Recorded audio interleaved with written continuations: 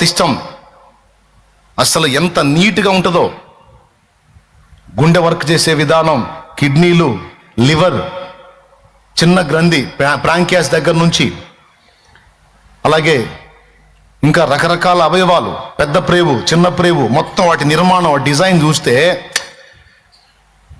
ఈ సిస్టమ్ అంతా కూడా ఒక వ్యక్తి పక్క ప్లాన్తో నిర్మించినట్టు ఉంటుంది. ఇదంతా చూసినప్పుడు నాకు స్పష్టంగా అర్థమవుతుంది, భయం కలుగుతుంది. అమ్మో, దేవుడు ఉన్నాడు, దేవుడు ఉన్నాడు, లేకపోతే ఈ డిజైనింగ్ ఎలాగా? అమ్మా నాన్న నిన్ను నన్నేం నిర్మించలా, అమ్మా నాన్న నిన్ను నన్నేం నిర్మించలా. ఎముకలు, కండరాలు, కీళ్ళు, నరములు చూడండి, బ్రెయిన్లో నరాలు కావచ్చు, చేతుల్లో కాళ్ళలో నరాలు కావచ్చు, పెద్ద పెద్ద పని.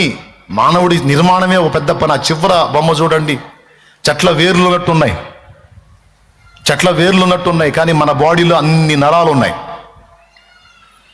ఏ ఒక్క నరం తేడా వచ్చినా అక్కడ వీక్ అవుతాం. దేవునికి స్తోత్రం కలుగును గాక. ఇదంతా చూస్తే ఏమర్థమవుతున్నాయా? దేవుడు ఉన్నాడనా లేడనా?